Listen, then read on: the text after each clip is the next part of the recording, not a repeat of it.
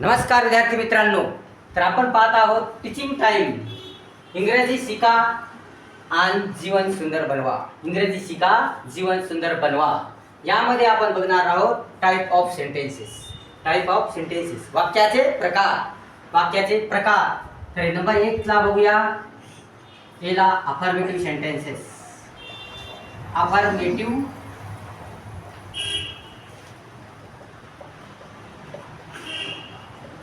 Affirmative sentence.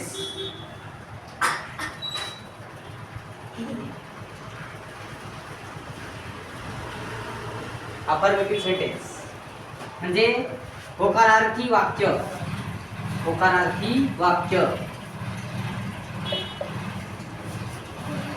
होकारार्थी वाक्य. होकारार्थी वाक्य. होकारार्थी वाक्य कसे असतात, याचं सूत्र काय आपण बघूया. टीचिंग टाइम भाग 1 इंग्रजी शिका आणि जीवन सुंदर बनवा हा आपण टॉपिक बघणार आहोत. त्याच्यानंतर त्याच्यात आहे टाइप ऑफ सेंटेन्स, वाक्याचे प्रकार. त्याच्यानंतर मग त्याचा पहिला भाग बघूया अफर्मेटिव्ह सेंटेन्स, होकारार्थी वाक्य. होकारार्थी वाक्य. आता होकारार्थी वाक्य कसे बनवायचे ते आपण सविस्तरपणे बघूया. याचं सूत्र असं S plus V1 plus O oblique C. V1 plus O oblique C. S plus V1 plus O oblique C. आता बघा, S म्हणजे काय, कर्ता. S म्हणजे कर्ता. प्लस V1 म्हणजे काय, V1 म्हणजे क्रियापदाचं पहिले रूप. क्रियापदाचे पहिले रूप.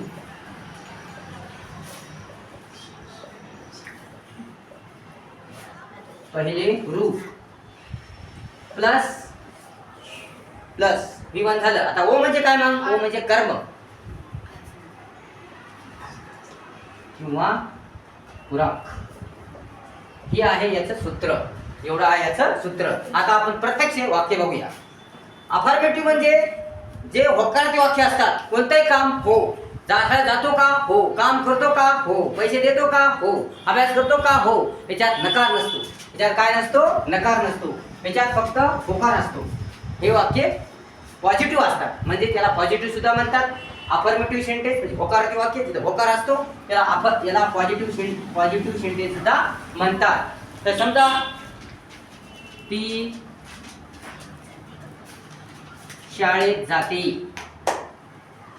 ती शाळेत जाते. हे काय आहे वाक्य, होकारार्थी आहे. याचा नकारार्थी कसा होईल, ती शाळेत जात नाही. याचं नकारार्थी काय होईल, शाळेत जात नाही. परंतु हे होकारार्थी आहे, ती शाळेत जाते. ती शाळेत जाते. आता कसं होईल, सी गोज टू स्कूल. आता असं वाक्य झालं. आता हे कसं झालं बघा. हे पहिल्यांदा जे असतो हा आहे सब्जेक्ट. हे पहिल्यांदा काय आहे, सब्जेक्ट. सब्जेक्ट 2 मध्ये असतो, एक नाउन आणि दुसरं प्रोनाउन. सब्जेक्ट 2 मध्ये असतो, एक नाम दुसरं सर्वनाम. एक नाम आणि दुसरं सर्वनाम. या दोघांमध्ये नाम किंवा सर्वनाम या दोघांमध्ये काय असतो, सब्जेक्ट असतो. आता नाम कोणतंही नाव, रमेश, तुकाराम, दिशा, टेबल असेल किंवा कॅट असेल किंवा डॉंकी असेल किंवा लॉयन असेल, काही असेल, ते प्रत्येक नाव म्हणजे काय, नाउन. म्हणजे नाउन. जगातल्या ज्या वस्तूला नाव दिलेलं आहे ते म्हणजे नाउन. आता सर्वनाम म्हणजे कोणते, सर्वनाम म्हणजे ही, सी, इट, वी, यू, दे आणि आय. हे झाले 7 सर्वनाम.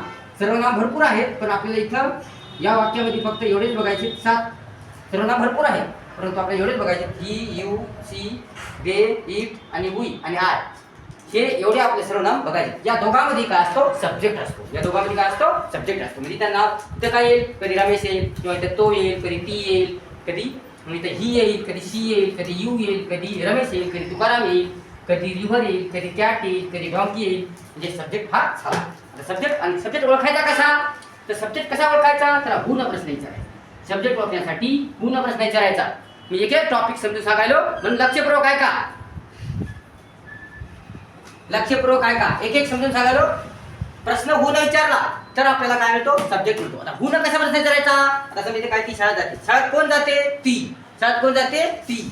ती काय झालं, सब्जेक्ट. शाळेत कोण जाते ती जाते ती काय झालं सब्जेक्ट असा सब्जेक्ट ओळखायचा कोणत्या वाक्यात करता कसा ओळखायचा पूर्ण प्रश्नाच्या कशाने ऊन म्हणजे ऊन ती शाळेत कोण जाते तर शाळेत ती जाते म्हणजे पूर्ण प्रश्न विचारला तर आपल्याला काय मिळालं उत्तर मिळालं आता हे झालं आपला सब्जेक्ट आता मग पुढचं आता याच्यानंतर काय सूत्रामध्ये सूत्रानुसार वाक्य करायचं व्ही वन आहे व्ही म्हणजे काय वर्ब आणि व्ही आहे काय पहिलं म्हणजे फर्स्ट फॉर्म ऑफ वर्ब म्हणजे क्रियापदाचं पहिलं क्रियापदाचं पहिलं क्रियापदाचे 3 रूप असतात पहिलं दुसरं तिसरं आपल्याला इथं पहिलं रूप घ्यायचं आहे या आहे साधा वर्तमान काळ कोणता आहे साधा वर्तमान काळ साध्या वर्तमान काळाचा आपण अफर्मेटिव्ह बनवायलो कोणत्या वर्तमानाचा साधा म्हणजे हा कोणता आहे सिंपल प्रेझेंट टेन्स हा आहे सिंपल प्रेझेंट टेन्स या सिंपल प्रेझेंट टेन्सचं आपण काय बनवलो अफर्मेटिव्ह सेंटेन्सेस म्हणजे आपला टॉपिक महत्त्वाचा टॉपिक ये सिंपल प्रेझेंट टेन्स त्या सिंपल प्रेझेंट टेन्स मध्ये आपण अफर्मेटिव्ह सेंटेन्स बघत आहोत अफर्मेटिव्ह सेंटेन्स म्हणजे होकारते वाक्य बघत आहोत तर आता बघा शी गोज टू स्कूल ती शाळेत जाते आता जाते वर्ब कसं ओळखायचं एखादी क्रिया घडली ऍक्शन घडली ते काय असतं वर्ब असतं तसं जाणे खाणे पिणे बसणे उठणे हे झाले क्रियापद म्हणजे गो थ्रो कम बीट हे झाले सर्व वर्ब्स आता बघा हे झालं होरची माहिती घेतली आता मग आता राहिलं ओ काय राहिलं ओ आता ओ कसं ओळखायचं मग शाळेत जाते मग आता इथे प्रश्न विचारायचा हुम आणि व्हॉटला प्रश्न विचारायचा कशाने हुम आणि व्हॉटला मग आता इथं हुन व्हॉट येते का व्हॉटनं उत्तर काय येते आणि हुमनं काय उत्तर येणार कोणाला मग याच्यात कर्म नाही आता मग इथं काय आहे हे पूरक आहे काय आहे कॉम्प्लिमेंट आहे कारण यांना आपल्याला व्हॉटनं यांना कशाला व्हेअरनं प्रश्न विचारायचं पूरक ओळखण्यासाठी यांना प्रश्न विचारायचा आहे व्हेअर कॉम्प्लिमेंट ओळखायचा असेल where Y how where Y how आणि व्हेन एवढ्यानं प्रश्न विचारून आपल्याला काय मिळतो कॉम्प्लिमेंट मिळतं म्हणजे काय मिळतं पूरक मिळतं पूरक इतक्यानं प्रश्न विचारून आपल्याला काय मिळतं पूरक आणि कर्म कशाला फक्त व्हॉट आणि हुमनं कशाने या व्हॉट आणि हुमनं प्रश्न विचारून आपल्याला काय मिळतं ऑब्जेक्ट मिळतं म्हणजे कर्म मिळतं कशाने व्हॉट आणि हुमने प्रश्न विचारून आपल्याला ऑब्जेक्ट मिळतं म्हणजे कर्म मिळतं आणि या व्हेअर वाय हाऊ आणि व्हेन यानं प्रश्न विचारल्यावर आपल्याला काय मिळतं यानं प्रश्न विचारल्यावर आपल्याला काय मिळतं आपल्याला पूरक मिळतं म्हणजे कॉम्प्लिमेंट मिळतं काय मिळतं कॉम्प्लिमेंट म्हणजे सी मिळतं अशा रीतीने आपण आपला मग याच्यात काय आहे याच्यात ऑब्जेक्ट आहे याच्यात कॉम्प्लिमेंट आहे बघूया की कुठं जाते कुठं म्हणजे काय व्हेअरनं प्रश्न विचारला असे ते काय ती कोणाला जाते ती काय जाते नाही आलं म्हणजे मग याला प्रश्न यानं या व्हॉट आणि हुमनं प्रश्न विचार उत्तरच येईना म्हणून याच्यात कर्म नाही जेव्हा व्हॉट आणि हुमनं प्रश्न विचारला तेव्हा कर्म म्हणजे जेव्हा व्हॉट आणि हुमनं प्रश्न विचारल्यावर उत्तर येतं तेव्हा तिथं काय असतं कर्म असतं अन्यथा नसतं म्हणून व्हॉट आणि हुमनं प्रश्न विचारा आणि पहिल्यांदा हुमनं प्रश्न विचारायचा आणि नंतर व्हॉटने विचारायचा पहिल्यांदा हुमनं नंतर व्हॉटनं आता इथं व्हॉटने विचारायची गरज नाही हुमनं विचारायची गरज नाही फक्त ती आपल्याला याच्यात काय आहे त्यात कर्म नाहीच कारण व्हॉटनं विचारल्यावर उत्तर येईना आणि हुमनं विचारल्यावर उत्तर येईना मग येतं व्हेअर न विचारल्यावर उत्तर येते ती कुठं जाते कुठे जाते शाळेत जाते कुठे जाते शाळेत जाते आता बघता ती शाळेत जाते शी गोज टू स्कूल ती शाळेत जाते कुठे जाते शाळेत शी गोज टू स्कूल हे झालं आपलं आता याची झाली सविस्तर माहिती सगळं सांगलं आपण सब्जेक्ट ऑब्जेक्ट सांगितलं आपण आता आपण दुसरं वाक्य घेऊ याचा चांगला अभ्यास करा सविस्तर अभ्यास करा चांगला अभ्यास करा आणि घरी जाऊन याचा चांगला अभ्यास करा आणि हे येण्यासाठी तुम्हाला शब्द करावे लागतील पाढे क्रियापद करावे लागतील शब्द आणि क्रियापद फार महत्त्वाचे आहेत शब्द आणि क्रियापदाशिवाय इंग्रजी येत नाही जास्तीत जास्त शब्द करा जास्तीत जास्त क्रियापद करा वाचन करा भोकंपट्टी करू नका अनेक प्रकारचे पुस्तक वाचा क्रियापद वाचा तुम्हाला लक्षात राहील आणि मग आपले 2 चॅनल आहेत एक जय मल्हार इन्फॉर्मेशन अँड अदर दुसरा आहे नागेश होळकर ऑफिशियल या दोन्ही चॅनलला व्हिडिओ आहेत ते पहा पूर्ण व्हिडिओ पहा आणि लाईक शेअर आणि सबस्क्राईब करा ज्याला कोणा अजून सबस्क्राईब केलं नसेल त्यांनी सबस्क्राईब करा असे अनेक शैक्षणिक व्हिडिओ तुमच्यासाठी येतील इंग्रजी असो मराठी असो हिंदी गणित असो या सर्व प्रकारचे व्हिडिओ तुम्हाला येतील बेसिक असो ग्रामर असो काही असो सर्व प्रकारची माहिती तुम्हाला इथे मिळेल म्हणून आपले दोन्ही चॅनल पहा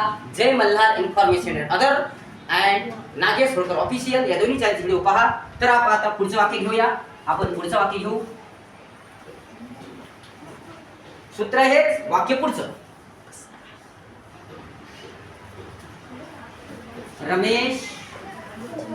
रमेश दूध पितो रमेश दूध पितो. रमेश दूध पितो. आता याच्यावर बघा, दूध कोण पितो?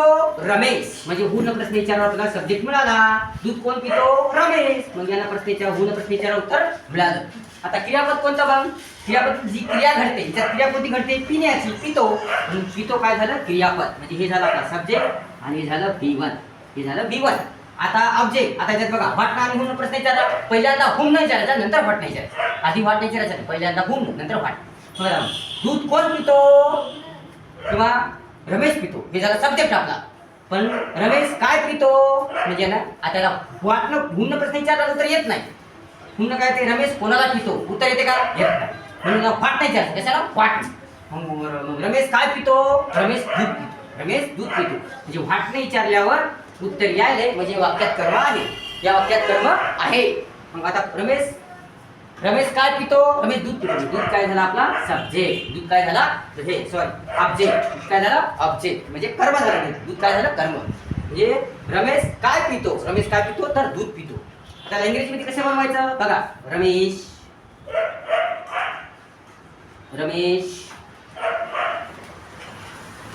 Drink milk. Ramesh drink milk. Ramesh काय पितो? रमेश दूध पितो. Ramesh drinks milk. Ramesh drinks milk. Ramesh काय पितो? दूध पितो. हे झालं आपलं दुसरं वाक्य. असे कितीतरी वाक्य तुम्ही बनवू शकता. या रचनेनुसार तुम्ही वाक्य बनवू शकता. या रचनेनुसार तुम्ही सर्व प्रकारचे वाक्य बनवू शकता. म्हणून हे लक्षात ठेवा, ध्यानात ठेवा. आणि अशा प्रकारे तुम्हाला कितीतरी वाक्य बनवता येतील. आता दुसरं वाक्य.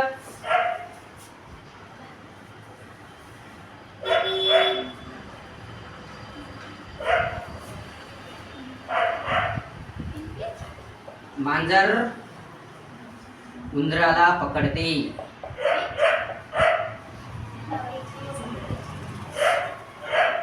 बघा आता याच्यात उंदराला कोण पकडते? उंदराला कोण पकडते? मांजर. मांजर झाला सब्जेक्ट. प्रश्न विचारला आपण, उत्तर मिळालं.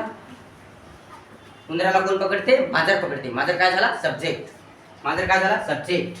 आता हे झालं. आता क्रियापद. क्रियापद आहे V1. मग आता V1 मांजर म्हणजे क्रिया कोणती क्रिया आहे? ही पकडण्याची क्रिया. म्हणजे झालं आपलं क्रियापद. म्हणजे आपल्याला द कॅट मांजर हे काय सब्जेक्ट आला. The cat. आता ऍक्शन कोणती आहे? कोणती क्रिया घडते? पकडण्याची क्रिया घडते. म्हणून पकडते काय? क्रियापद. कॅचेस. कोणाला पकडते? उंदराला. The cat catches the rat. The cat catches the rat. असे झाली. म्हणजे असे वाक्य होतात. या अफर्मेटिव्ह मध्ये अशा प्रकारची वाक्य होतात. आता काय वाक्य असे असतात की त्याच्यात व्हाटनं प्रश्न विचारला उत्तर येतं आणि हून प्रश्न विचारला सुद्धा उत्तर येतं. तर हे पाहावं आपण पुढच्या भागात. आता या अफर्मेटिव्ह विषयीच माहिती आपल्याला अजून बघायची आहे. ते पुढच्या भागात बघायची आहे. तोपर्यंत याचा चांगला अभ्यास करा, सविस्तर अभ्यास करा. हे समजून घ्या, नीट समजून घ्या. त्या सविस्तरपणे अभ्यास करा. हे तुमच्या कामाचं आहे, उपयोगाचं आहे. म्हणून हे लिहून घ्या आणि व्हिडिओ वारंवार पहा. सर्व प्रकारची माहिती मिळेल. वारंवार व्हिडिओ पहा. आणि त्यासाठी तुम्हाला वर्ड्स याची तयारी जास्त करावं लागेल. हे जास्त माहीत पाहिजे, हे सुद्धा जास्त माहीत पाहिजे. ज्याशिवाय इंग्रजी येत नाही. कारण तो काही इंग्रजी बोलायचा असेल, लिहायचा असेल, ते शब्द माहीत असलेच पाहिजे. म्हणून हे जास्तीत जास्त क्रियापद आणि शब्द जास्तीत जास्त करा. हुकमपट्टी करू नका, फक्त वाचन करा. अनेक प्रकारची पुस्तक वाचा. शब्द आणि क्रियापद जोरात तयार करा. शब्द क्रियापद जेवढे जास्त झालं तेवढे तुम्हाला इंग्रजी चांगली बोलता येईल. आता हे झालं आपलं अफर्मेटिव्ह. तर अजून आपण पुढच्या भागात सुद्धा अफर्मेटिव्ह विषयीच माहिती घेणार आहोत. वाक्याचे प्रकार बघत आहोत आपण. टीचिंग टाइम, इंग्रजी शिका, जीवन सुंदर बनवा, भाग 1. याच्यामध्ये आपण बघत आहोत टाइप्स ऑफ सेंटेन्स.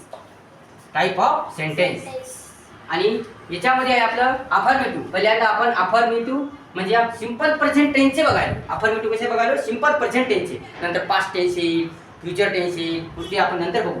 पहिल्यांदा अफर्मेटिव्ह बघायला आपण सिंपल प्रेझेंट टेन्स. कशाचे? सिंपल प्रेझेंट टेन्सचे बघायला अफर्मेटिव्ह हे. आता पुढच्या भागात आपण अजून अफर्मेटिव्ह विषयी माहिती घेऊया. म्हणजे सिंपल प्रेझेंट टेन्सेस घेऊया. याची माहिती आपण पुढच्या भागात घेऊया. तोपर्यंत याचा चांगल्या रीतीने अभ्यास करा. आणि माझे दोन्ही चॅनल पहा. Jai Malhar information and other. दुसरा आहे नागेश होळकर ऑफिशियल या दोन्ही चॅनलचे व्हिडिओ पहा, चांगला अभ्यास करा, क्षेत्र अभ्यास करा, पूर्ण व्हिडिओ पहा, अर्धवट व्हिडिओ पाहू नका. आणि ज्याला कोणी अजून सबस्क्राईब केलं असेल त्यांनी सबस्क्राईब करा. असे वेगळे विषय वेगळे व्हिडिओ तुम्हाला येतील. शैक्षणिक विषय तुम्हाला जे ज्या अडचणी असतील त्या कमेंट्समध्ये कळवा. काय कोणतेही प्रॉब्लेम असेल कमेंटमध्ये कळवा. आणि व्हिडिओ पहा, वारंवार पहा, वारंवार पहा. धन्यवाद.